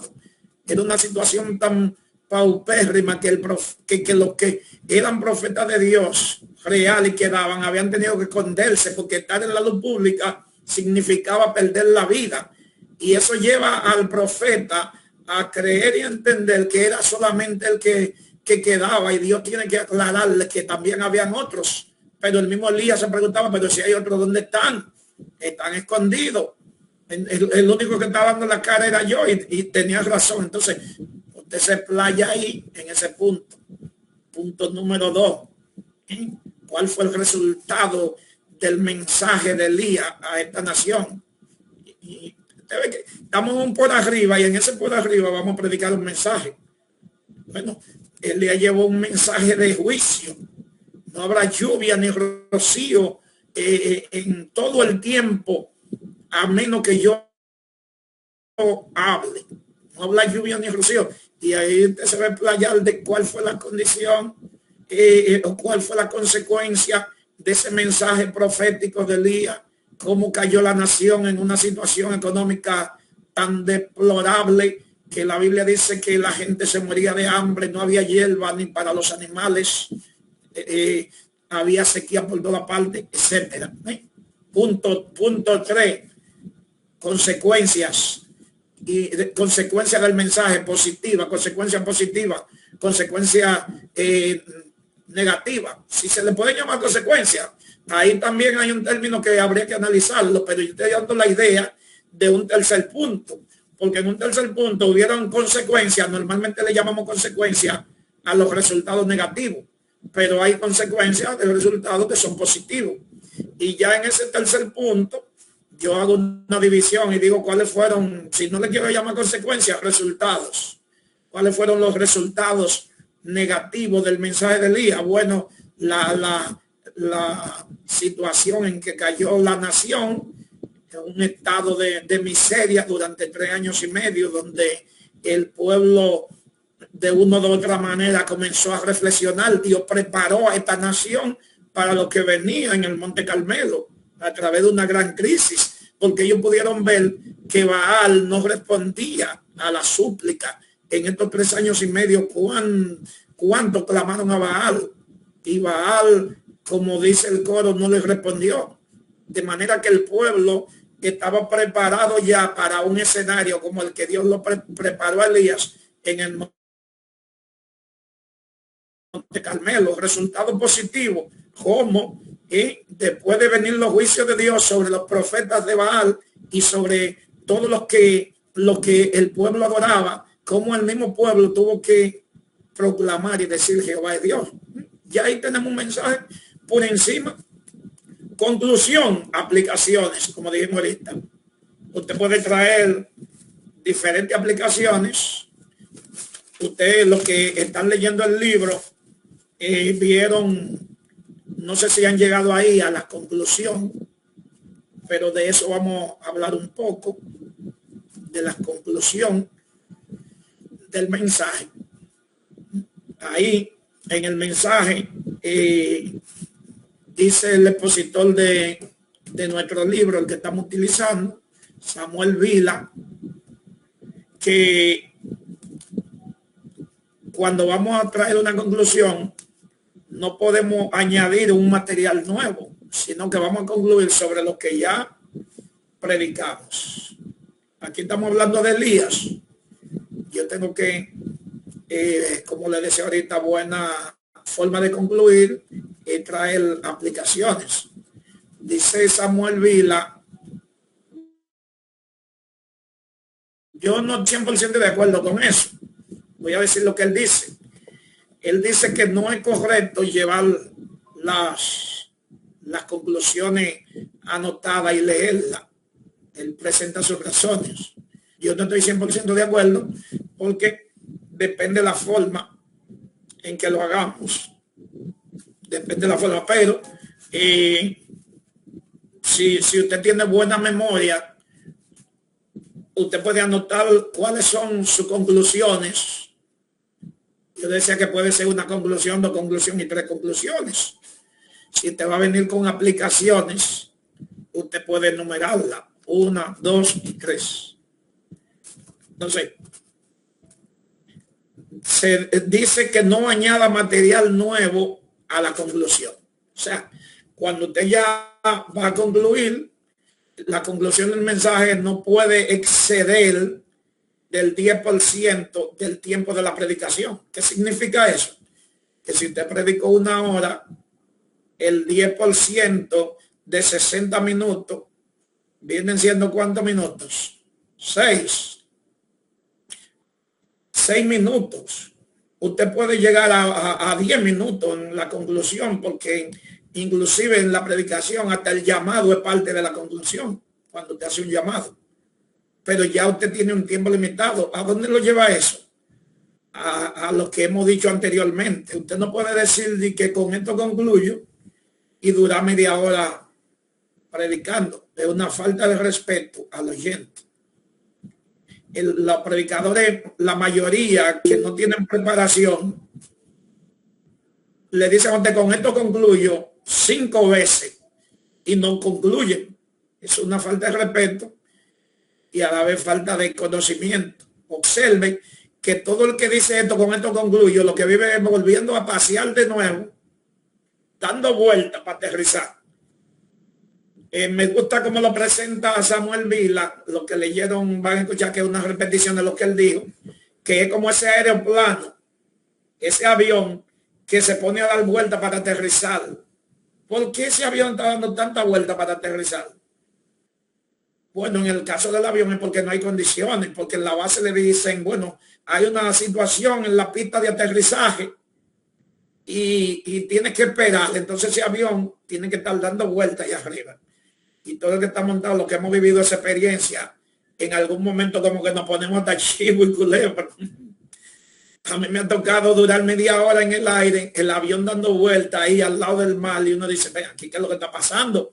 Porque no le informan a uno y uno se pone chivo y se asusta. Entonces, cuando usted ve ese predicador con esto concluye dando vueltas, usted dice, pero acá, ¿y cuándo es que va a concluir este abusador? Y uno humano, y uno en la mente se revela y critica, porque uno es humano. Wow, pero con esto concluyo, y con esto concluyo, con esto concluyo. Entonces usted, cuando usted diga con esto concluyo, porque ya usted llegó a esa parte del bosquejo, y usted tiene sus conclusiones. Entonces, en la conclusión se corta y punto. Se cortó el mensaje y ahora voy a las conclusiones y a las aplicaciones. Esa es la conclusión. Es importante que en la conclusión el tono de cierre sea un tono siempre firme, tono de acentuación. Eso sí, usted en una conclusión no puede venir a dormir a los oyentes cuando ya lo mantuvo en un mensaje activo y de repente le tumba el ánimo a la conclusión, porque no encuentra cómo aterrizar. Usted tiene que cortar el mensaje, utilizar un tono, si usted tiene esos puntos de conclusión, leerlo pero con tono firme, si lo tiene en la memoria, llevarlo con tono firme. Dentro de la conclusión puede ser un repaso, pero un repaso de resumen, no de volver a predicar de nuevo el mismo mensaje, sino más bien repasar el mensaje, no añadir otra cosa que no estuvieron dentro del mensaje.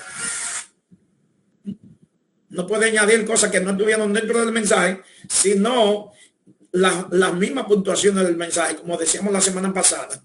Usted trató 3 puntos y usted puede puntualizar esos subtemas dentro de la conclusión, siendo directo. Forma de concluir, si usted puede decir en conclusión o para concluir, otro término que se puede utilizar, finalmente. Eso tiene mucha importancia. Le diré después de que Joseph participe, porque tiene mucha importancia hacerle saber al público que te va a concluir. Joseph. Sí, pastor, tengo una inquietud en esa misma parte de la conclusión. Y es la siguiente. Como ya cuando aprendemos a predicar el mensaje organizado, podemos en cierto sentido controlar el tiempo. Si una persona, que usted de hecho ahorita dijo que dentro de la conclusión está el llamado, siente ministrar, yo entiendo que esa persona, si él es usado en la administración, si va a desarrollar el mensaje, yo creo que, bueno, voy a desarrollar el mensaje, ya sea en 25 minutos o 30, y le doy, por ejemplo, 15 o 20 a la administración, porque ahí no va a cansar el pueblo, va a quedar mejor donde lo inviten y va a tener el control, una buena conclusión, porque se da el caso, como usted decía, que hay personas que concluyen, pero vuelven de nuevo, y hay personas que eso le molesta. Entonces es importante que en la conclusión lo que ministren, pues bueno, Dios me usa en la administración, pues voy a dividir el tiempo y dar una buena conclusión para no entonces decir que concluyo y no concluir y seguir. Sí, la administración uno le llama administración de una manera ya de costumbre, a orar por el enfermo, a orar por liberación, a orar por lo que se convierten. A eso uno le llama administración. Pero nosotros que ya conocemos lo que es la palabra de Dios, sabemos que la administración es todo lo que nosotros estamos ejerciendo en ese mensaje, es una administración. Estamos ministrando el mensaje de la palabra. Ahora, a lo que se refiere es como ministración, que bien es cierto que también es ministración, pero no está separada del mensaje la parte de orar por un enfermo, de orar por liberación del que siente hacerlo, de orar en el llamado. Todo eso es parte del mensaje. Como decía Joseph, es cierto, la prudencia debe adornarnos como predicadores. Hay predicadores que tienen ese carisma para orar por las personas, por liberación. Es un don, un don. La Biblia dice que podemos ministrar, aunque Pablo dice no imponga con ligereza la mano, a veces hay que imponer la mano. Hay personas que tienen el don de imponer las manos y ministrar de esa forma, pero no está separado de la demás administración. Cuando le digo que debemos de estar adornados con la prudencia, ya lo hemos dicho en otra ocasión y lo vamos a seguir repitiendo. Usted está invitado. Siempre tiene que recordar que te va a bregar con un grupo de seres humanos. Y dentro de ese grupo de seres humanos, suponga que son 100 la congregación. De esos 100, usted va a ver que siempre aparecen 5, como nosotros decimos en el argot pentecostal, 5 alocados, que siempre están dispuestos a todo. Esa gente, si el culto te termina a las 12, esa gente está dispuesta a irse a las 4 de la tarde. Y mientras haya ruido, ellos van a estar brincando y corriendo y saltando. Pero son 4 o 5. Quedan 95, que de esos 95 hay 10 que también están en un ambiente de adoración, pero con una moderación ya más. Pero hay otro grupo que son la mayoría, que si el servicio se terminó a las 12, lo que quieren irse a las 12. Y cuando usted le cogió 10 minutos a esa gente, aunque se quieren ir por respeto, están ofendidos. Entonces, si usted no es prudente, usted se lleva de esos 5 y usted dice, no, aquí hay una unción tremenda, Dios está aquí. Y se lleva de esa emoción de esos 5 y había que entregar las 2. Si usted va a entregar las 2 y a las 3 porque son loquitos.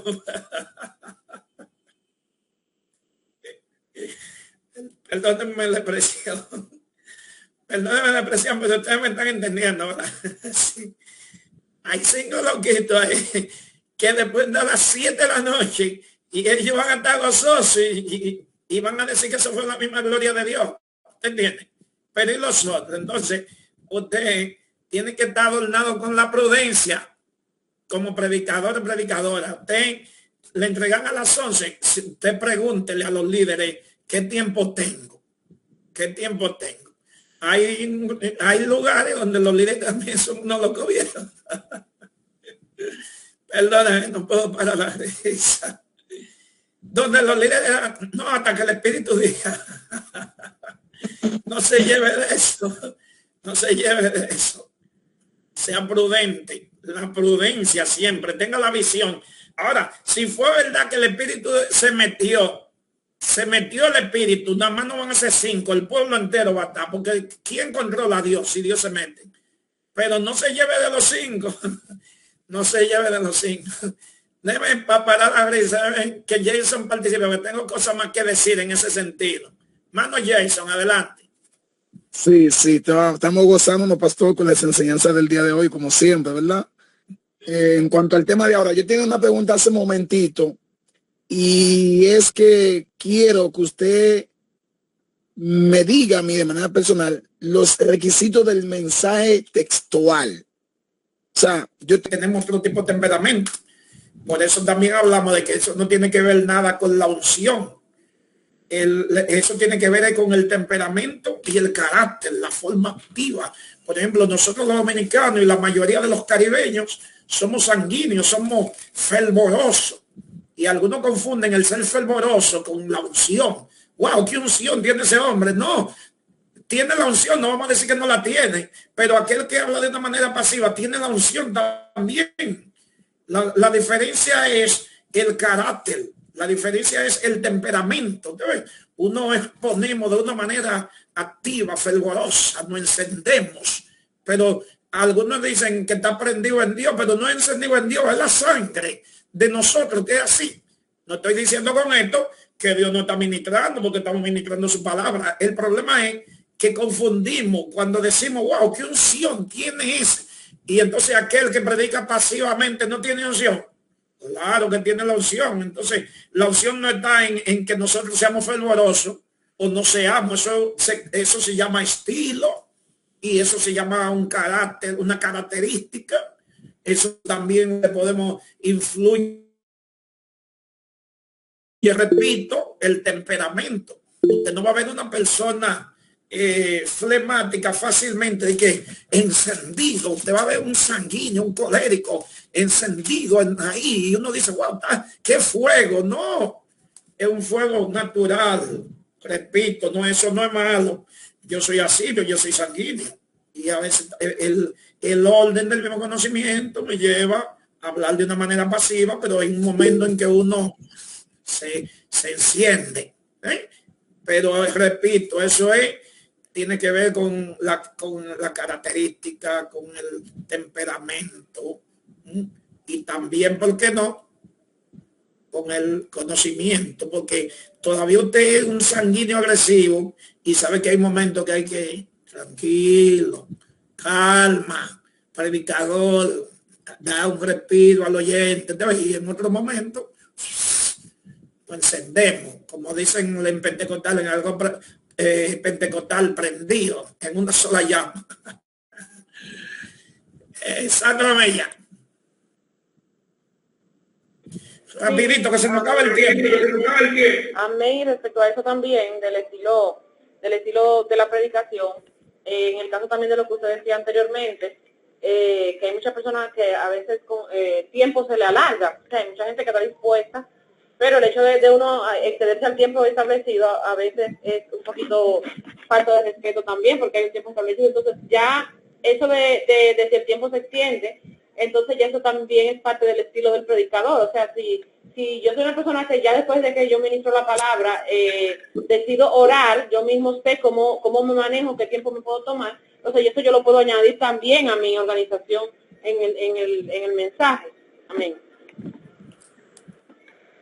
Amén. Otra mano levantada, déjame ver, discúlpame que me salí un poquito de aquí brevemente buscando algo. ¿Habría otra mano levantada? Okay. Creo que no. Le iba a mostrar un ejemplo de momento, déjame ver si lo encuentro. Denme un chancecito que estoy buscando algo aquí. Déjame ver si encuentro algo que estoy buscando para mostrarle un ejemplo. Gloria a Dios. Vamos a ver aquí.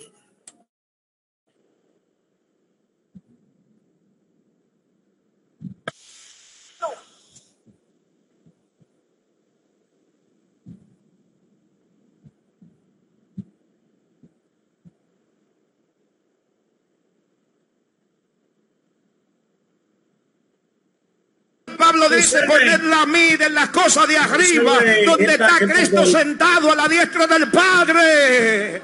Poned la mira allá, no en la de la tierra, porque hemos muerto.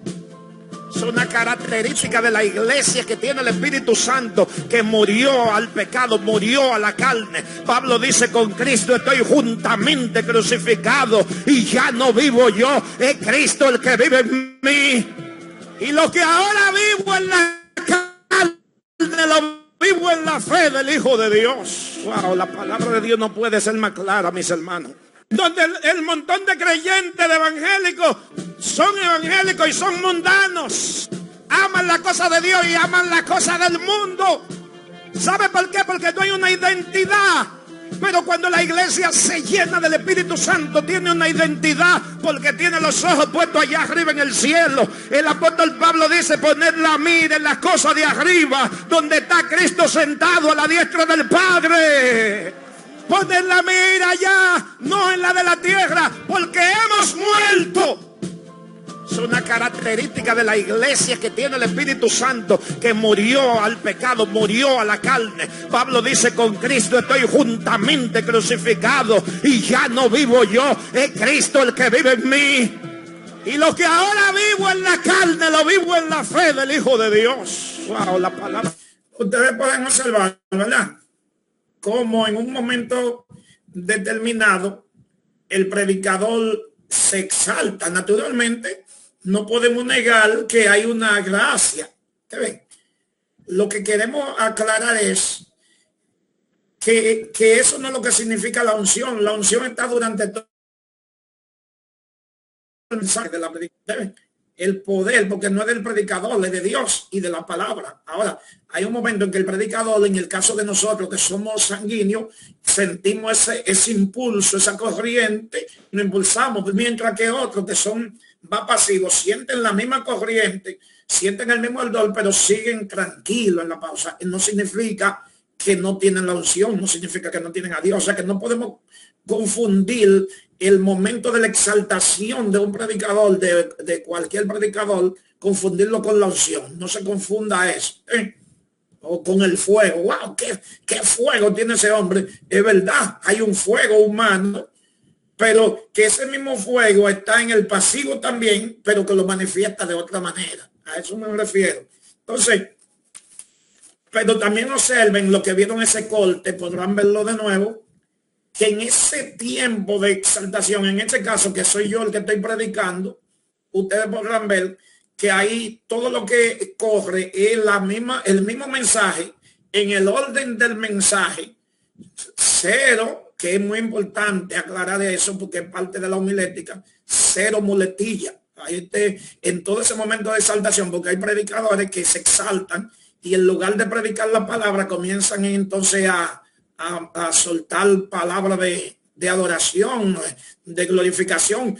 No estoy diciendo que sea mala, pero no es el momento de usted, gloria a Dios, aleluya. No, es el momento de seguir ministrando palabra de Dios. Si el pueblo se exalta en ese momento, ¿cuál es el deber del predicador?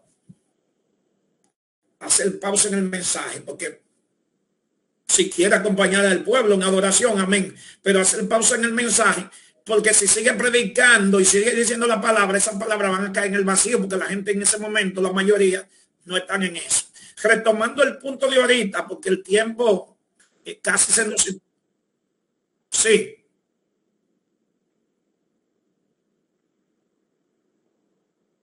Exacto.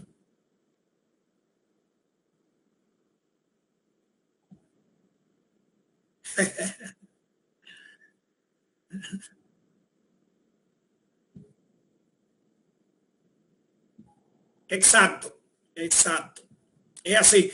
Ese momento de exaltación es en el mismo orden del mensaje, pero muchos predicadores, por misma falta de conocimiento, se dejan engañar de esa emoción y lo que hacen es seguir llevando al pueblo a la misma emoción y hasta cambian la palabra, porque le llegan otras palabras que no tienen que ver con el mensaje, pero sí entienden que puede mover la emoción y se desvían del tema. Entonces, ahí hay una falla. Tiene que seguir en el orden de su mensaje. Y si hay una exaltación del pueblo, hacer pausa, seguir adorando con el pueblo y cuando esté la condición de volver a hablar de nuevo.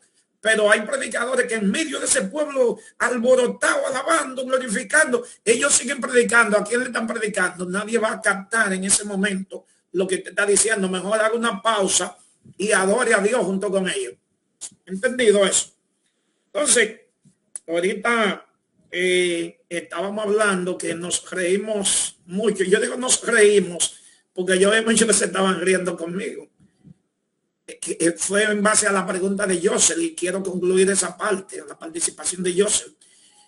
Usted le toca predicar como predicador, como predicadora, sea en su iglesia o sea como invitado. Siempre tiene que haber un tiempo. No se lleve de que la emoción y que lo que el Espíritu diga. No se lleve de esa emoción. Que eso si es verdad que viene, viene solo. Y se da el caso. Pero no se lleve la emoción de los 5 que son los... Siempre hay un grupito, obsérvelo. En todas las iglesias siempre hay un grupito que usted puede caracterizarlo como el 5%. El 5%. Que son esa gente, por ellos, si el culto se acaba a las 12, usted ponía a las 6 de la tarde. Y esa gente no se van a seguir molestos, ellos van a decir que hay una unción, que se movió Dios, que el Espíritu. Pero cuando usted interrogue a 80, va a decir, wow, qué desorden. Porque a mí, si me dijeron que el culto era hasta las 12 y eran las 2 de la tarde y uno por respeto no se fue de ahí, pero no se estaban gozando. Entonces, siempre tiene que haber un orden. Hay un retiro, todo el mundo sabe que ese retiro hasta las 3 de la tarde, ya todo el mundo está programado. Pero si el culto está programado para las 10 de la noche y son las 11 y son las 12, van a haber muchos malestares. Por más que te vea que hayan un grupito brincando y saltando, hay muchos malestares. Entonces, en ese orden yo aconsejo, mi consejo, no estoy diciendo que eso está dentro. Ah, bueno, sí. Si usted lee la conclusión se va a dar cuenta que él lo menciona ahí, Samuel Vilato, que voy a decir que por cierto ahorita le decía a la esposa mía, wow, yo personalmente, en la última vez que dio homilética, creo que utilicé fue a Quistín Silvas, tremendo opositor también. Pero cuando yo estaba leyendo aquí acerca de la conclusión, yo dije lo que yo siempre enseño, lo que yo siempre digo. Y él lo menciona ahí también, de que usted no puede abusar del tiempo, ni se puede llevar de la emoción, ni en el... Mire, él habla ahí del llamado, lo mismo que nosotros enseñamos del llamado, no sé cuántos han llegado ahí ya a la conclusión. Y él habla lo mismo, que en el llamado usted no puede hostigar a las personas que están ahí, a los amigos, a que pasen al altar de una manera obligada si todavía no han sido verdaderamente tocados. Él lo dice, es lo mismo que nosotros enseñamos. Yo hasta me sorprendí leyendo y yo digo, wow, mira, exactamente lo mismo. El llamado, usted no puede agarrar a un pueblo que hayan 100 personas y llamar cuánto quiere venir aquí al altar y después que de esos 100 pasen 15, ponerse a cada uno por uno a ministrarle, como se le llama, ministrar, y tomarse una hora cuando hay un pueblo allí que usted está abusando del tiempo de ellos. Porque el Espíritu Santo de Dios no necesita que usted le ponga la mano a cada uno para él hacer lo que va a hacer. Si es por sanidad y usted ministra, es más, no tienen que llamarlo adelante en la multitud ahí, vamos a orar por sanidad. Y el Espíritu Santo se metió y lo usa usted en sanidad. Y aunque esté allá en la puerta, el Espíritu Santo lo va a tocar y lo va a sanar. Testimonio, no se preocupe por eso, que eso corre solo. Ese es mi consejo. Muchos predicadores se preocupan porque vengan a testificar, ven y di qué Dios hizo, cómo Dios... Mira, si Dios sana a una gente, eso lo va a saber el barrio entero, aunque no pase al altar a decirlo. Eso lo va a saber el barrio entero. Eso nunca pasa desapercibido. En la Biblia no pasó ningún milagro desapercibido. En la historia ningún milagro pasó desapercibido. Sea quien sea, alguien lo notifica, alguien lo testifica, alguien escribe, alguien habla. Y al final de cuentas, ¿a quién que se está glorificando? Es a Dios. Entonces los predicadores quieren ser glorificados ellos y que se vean que ellos son usados. No. Si tú sientes orar por los enfermos, ora por el pueblo en general, los que están enfermos, crean que Dios lo va a sanar. Y hasta tú quedas mejor delante del pueblo, porque tú mandas a un grupo a pasar y después no pasa nada. Y si tú tienes vergüenza, te vas a sentir mal si tienes vergüenza. Pero si fue en el pueblo no pasó nada, se fue todo el mundo y no pasó nada. Pero si pasó alguien que tuvo la fe y creyó ligada con la fe tuya, ese va a correr y lo va a decir en su casa. Y si el esposo es inconverso, se convierte. Y si los hijos vieron que fue verdad, van a ser impactados. Y van, wow, mi mamá tenía esto, Dios la sanó. Mi hermano, eso corre. Entonces, ¿cuál es el afán de traer un pueblo aquí una hora a ministrarle? Igual por los endemoniados, igual por la salvación. Mi consejo es que ore de una manera genérica. grandes predicadores que hoy están dentro de los generales de Dios, oraban en la multitud, sin ir a poner mano a nadie, oraban en la multitud, y a veces los enfermos que estaban por allá lejísimos siendo libres y los endemoniados, y a veces los que están ahí adelante en el altar se quedan igualitos. Hermana Cristina de la Cruz, que me quiere ayudar. Amén. No, en ese mismo punto ahí usted ve, claro, que ahora es algo como se ve tan, yo soy de lo que vivo allá atrás, yo me río, pero soy de lo que vivo allá atrás, mire, con el truño, cuando yo veo que me pasa ya de 1 hora, yo se lo digo a cualquiera, porque usted tiene que ser prudente, y también, usted lo ve que también es como que ponen la gente como de relajo, de que aparezcan 5 guerreras, 5 guerreros, y usted para que vean que usted es guerrero, que no digan que a mí me importa, que digan que yo no soy guerrero.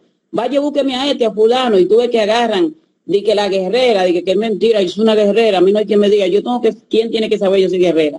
Eso es Dios que sabe si yo soy o no soy guerrera. A mí nadie me mueve así, mentira del diablo. Oh, pero bueno, y ponen la gente de relajo. Eso es manipulación.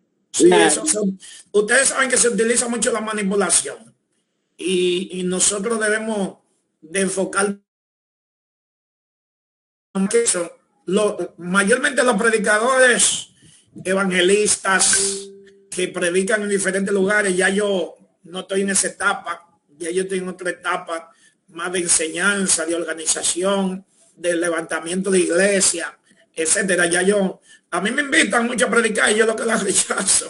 A mí me invitan, yo vivo evadiendo y escondiéndome a las invitaciones, y gracias a Dios que ahora estoy más ocupado en los seminarios, estoy ocupado lunes, miércoles, viernes, los cultos de la iglesia. Entonces tengo la dicha ya que tengo más excusa pero a los predicadores que están en ese ambiente de predicación de iglesia, fundamente su poder en la oración, en el lugar secreto con Dios. Si usted le toca ir a predicar un sitio y usted es de los que oran por los enfermos, métase con Dios. Señor, sigue tu palabra con milagro, con prodigio, que cuando yo predique el Espíritu Santo ministre, y que cuando oremos la gente reciba, pero no para que yo sea glorificado, sino para ensanchar tu obra, para que tu nombre sea glorificado. Y cuando usted fundamente, predicador, predicadora, en oración, usted va a predicar en el altar y usted va a orar y usted no va a ver nada, pero después los testimonios van a correr solos. Créamelo a mí, que viví esa experiencia de recibir testimonios de gente que me dijeron, yo fui sanado, yo fui liberado, yo vomité un cáncer. Yo viví todo ese testimonio. Yo no soy la persona que vive testificando, pero yo viví toda experiencia, pero yo entendí siempre claro que yo no hice nada. Usted ve. Entonces, cuando usted entiende que lo que va a hacer es para que Dios sea glorificado, usted no se va a preocupar por nada. Usted va a predicar, usted va a orar y usted se va a ir tranquilo. Si Dios hizo algo, eso sale solo. Si no pasó nada, tampoco usted pasó vergüenza. Pero usted viene y llama a un grupo de gente ahí y hubo un alboroto y una manipulación psicológica, pero después de todos los comentarios, que eso fue bulto todo. ¿Usted entiende? Y usted ni lo está viendo a la gente criticándolo, ni diciendo, eso fue bulto, y que Dios hizo en tal lugar, pero aquí no pasó nada. Y todas esas críticas van a venir. ¿Pero quién lo provocó? El mismo predicador. El predicador llamó al pueblo 2 horas y ministrando. Vieron gente que gotearon, que brincaron, que saltaron, que hicieron bulto. Otros que testifican y que dicen que sí, que fueron sanados. Mentira. Después, cuando comienza a destaparse todo, ¿quién queda mal? El mismo evangelista. Además del lío que a veces le deja al pastor y a la congregación. Entonces, mi consejo a los predicadores que están aquí, que están aprendiendo homilética, también el consejo de la sabiduría y de la prudencia. Usted en 1 hora, ¿qué no se puede hacer? Dios él decía, predico 25 minutos, predique 30 y coja la otra media hora en adoración, en cántico, ministración general, pero que usted está mirando que ya llegó la hora, sea prudente, no se deje llevar de la emoción de 3 o 4 locos viejos que no dejan de brincar por nada en la vida. Que Dios lo bendiga. Esa gente hacen falta en la congregación, hacen falta, pero no se lleve de esa gente, no se lleve de esa gente, Hay gente que yo predico un mensaje y cuando yo me emociono en quien, wow, pastor, qué mensaje. Hace mucho que usted no predicaba así. Yo lo que hago es que me río, porque fue un momento de una emoción. Eso no me va a llevar a mí a que cuando venga el domingo que viene yo quede hacer un bulto. No, yo voy a predicar la palabra. Yo voy a enseñar la palabra. Si vino un movimiento por algo, por lo que sea, emocional, una exaltación, que venga. Pero yo no voy a ir a provocar eso. Ni voy a ir premeditado. Wow, que yo voy a decir esto para que pase esto y para que el pueblo se mueva. No, no planifique nada de eso, que ahí no está Dios en ese viento. Recuérdese de la experiencia de Elías en la cueva. Un viento recio que quebraba todo. Un fuego que acababa, un terremoto, y Dios no estaba en nada de eso. En el silbo apacible, ahí estaba Dios. No estoy diciendo que Dios no se mueve en el fuego. Dios se mueve en el fuego, Dios se mueve en el terremoto, pero se mueve de una manera maravillosa en el silbo apacible. Vamos a dejar a ver qué opinar, pastora, por último, ya que se nos fue el tiempo. Amén, Dios le bendiga. Dios le bendiga a cada uno de ustedes. Yo me estoy gozando con toda esa experiencia y que ya uno la está viviendo ya como líder, y madurando también el ministerio, porque esa parte de la emoción ya uno la viene a ver ya como a reflexionar y a educarse ya según la madurez en el ministerio, porque cuando uno inicia uno cree que eso es fuego. Incluso uno se enfoca en esos predicadores que brinca, que salta, que llevan emoción a la iglesia, pero ya cuando uno va madurando en lo que es el ministerio, ya uno tiene no está fijado en esa emoción. Incluso hay muchas personas que se frustraron. ¿Por qué? Porque predicaron y no hubo movimiento. Ah, no, Dios no está conmigo, Dios no me usó. Sí, es verdad. Se han frustrado. Porque creen que si Dios no se mueve, que se rompen 2 o 3 sillas, Dios no estuvo ahí. Entonces se han frustrado y de verdad ya uno está madurando y también a través de la preparación de los estudios uno va entendiendo esto, y de verdad que Dios le bendiga y nos estamos gozando, ¿verdad? Que sí, aprendiendo.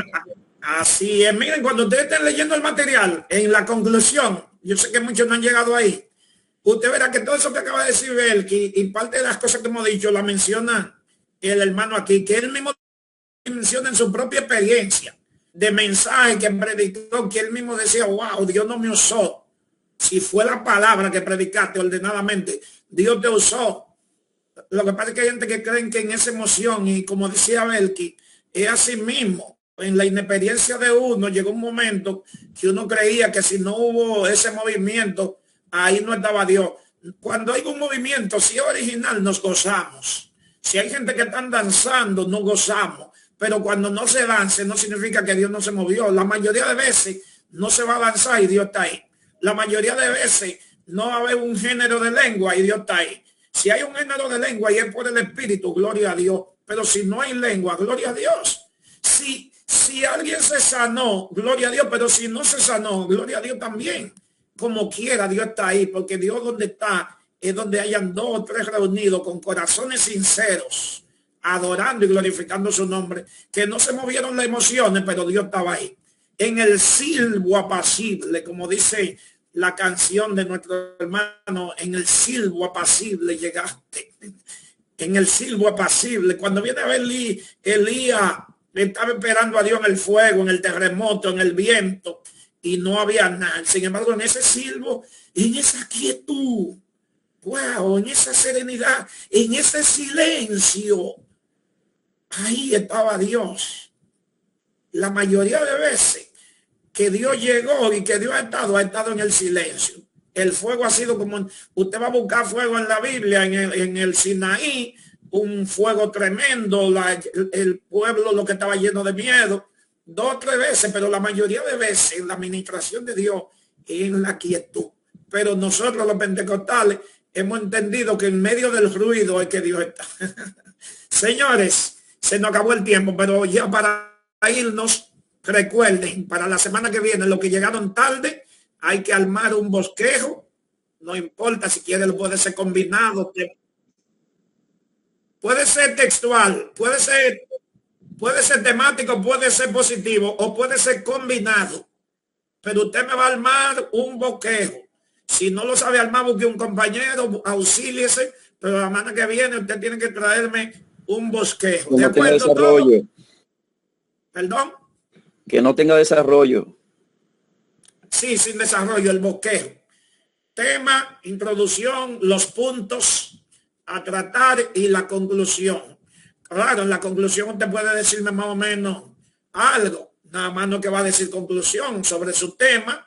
Usted me va a poder traer una aplicación más o menos en su mente, igual que en la introducción, más o menos una idea de cuál es su introducción, ¿de acuerdo? Y después entonces que desarrollemos la semana que viene, que tratemos cada uno de esos bosquejos, vamos a entrar en otro punto de desarrollo.